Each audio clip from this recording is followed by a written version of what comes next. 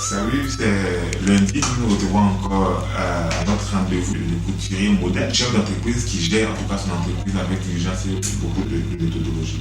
Alors aujourd'hui, nous allons parler encore du sur-mesure. C'est un thème en tout cas que j'ai déjà plus ou moins développé, mais que je reviens dessus encore aujourd'hui. Effectivement, le sur-mesure, je pense que c'est le premier produit de toutes les entreprises de mode de Côte d'Ivoire. Quand on fait nos ateliers, on a toujours un voisin, un passant, en tout cas qui rentre dans ces ateliers-là, qui nous fait des commandes et nous confectionnons.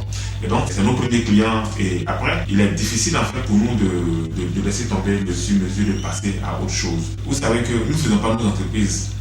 Vous êtes d'accord avec moi en tant que styliste que nous ne faisons pas nos entreprises pour travailler seulement, mais nous faisons ces entreprises-là pour que ces entreprises-là soient lucratives, pour que ces entreprises-là puissent nous nourrir, puissent nous donner de l'argent et pouvoir développer même le business-là. Vous comprenez avec moi que depuis que nous faisons le sur-mesure, on n'évolue pas vraiment. C'est vrai que d'autres me diront que eux, ils arrivent à évoluer là-dedans, c'est vrai que vous arrivez à un niveau, mais il y a un niveau critique où vous ne pouvez pas en aucun cas dépasser ce seuil-là parce que la gestion du sur-mesure est complexe et compliquée. Vous savez que tout ce qui est sur-mesure vient du client. C'est des modèles généralement que nous n'avons pas prévu cette production au cours de la semaine ou au cours du mois par exemple. Et donc le gars vient par exemple, la personne vient vous faire une commande et vous voyez que la commande qu'il vous fait est complexe. Vous comprenez? Et cette complexité-là nous bouffe énormément de temps, nous fait gaspiller beaucoup de choses. Je m'explique. Quand on vous passe une commande par exemple d'un modèle par exemple qui n'est pas dans votre collection et que vous avez des collaborateurs avec qui vous travaillez, vous êtes obligé de leur expliquer ce que vous avez reçu du client à vos collaborateurs pour que ça puisse entrer en chaîne de production ou en machine. Alors la complexité de ces commandes-là font que tant que vous n'êtes pas là, on doit faire cette confection. Alors à partir du moment où vous ne pouvez pas vous absenter 1, 2, 3, voire une semaine de votre entreprise, soyez sûr que ce n'est pas une entreprise. Une entreprise doit fonctionner sans vous. Vous êtes le chef d'entreprise, vous n'êtes pas le couturier de l'entreprise. Vous êtes le chef. Donc vous n'avez pas besoin d'être là pour que l'entreprise fonctionne. Vous comprenez? Donc pour développer notre entreprise, il faut qu'on essaie en tout cas de sortir du sur-mesure. C'est vrai que c'est un manque à gagner, mais c'est beaucoup d'énergie que nous perdons dans le sur-mesure. Et vous rentrez dans vos ateliers aujourd'hui, vous voyez que vous avez beaucoup de stocks de produits finis parce que la complexité de son modèle a fait que vous-même, souvent, vous ne comprenez pas bien. Vous faites que le monsieur ne veut pas retirer. C'est de l'argent que vous avez gaspillé. Vous avez payé des gens qui ont travaillé et ça n'a pas été rentable parce que le client n'a pas retiré. Donc, c'est beaucoup de choses. Et vous savez que tout ce qui est complexe, tout ce qui est irrégulier dans une chaîne fatigue toute la chaîne, fatigue tout votre système. Vous faites par exemple des chemises à une manche, quelqu'un vient par exemple commander des chemises à double retort avec 2-3 cols. Pour expliquer ça à toute votre chaîne, vous voyez le temps que vous mettez pour une seule pièce. C'est vraiment pas rentable. C'est vrai que vous ne le voyez pas, mais c'est pas du tout rentable. Vous voyez que souvent par exemple vous avez des marchés et vous avez par exemple une forte somme qui rentre. Mais on va dire 1-2 semaines après, vous êtes à zéro parce que tout l'argent que vous avez gagné retourne encore dans les dépenses. Pourquoi? Parce qu'il y a un temps où vous avez gaspillé à faire des choses qui ne sont pas rentables, vous avez fait des produits qui ne sont pas rentables.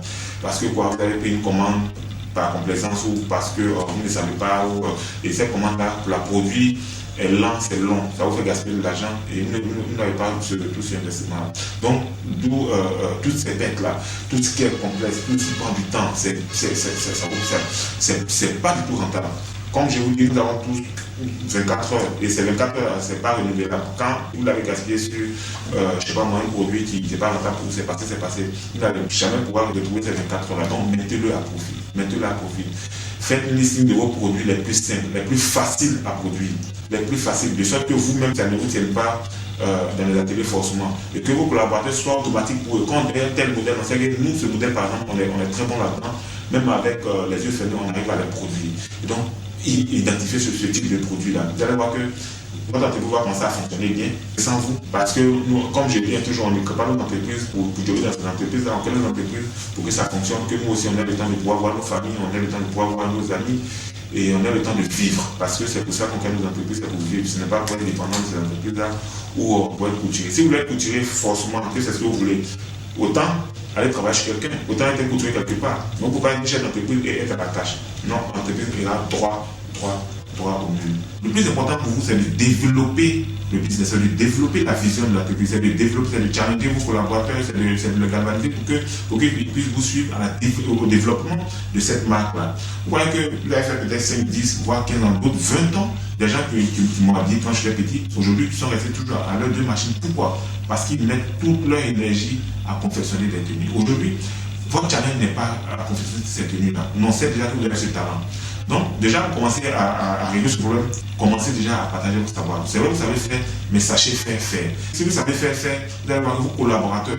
Quand même que vous n'êtes pas là, ils peuvent, recevoir vos clients, satisfaire vos clients.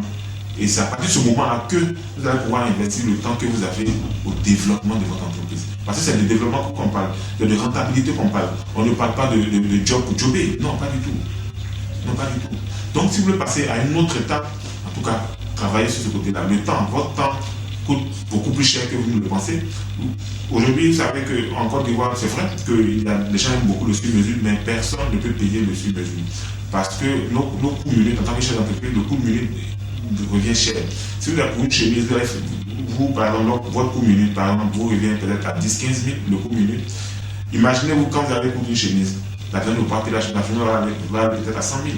Donc, le temps que vous avez qui est si cher, qui n'est pas renouvelable, ce temps-là, mettez-le à profit en organisant votre atelier de mode, en organisant. Regardez les grandes entreprises du monde.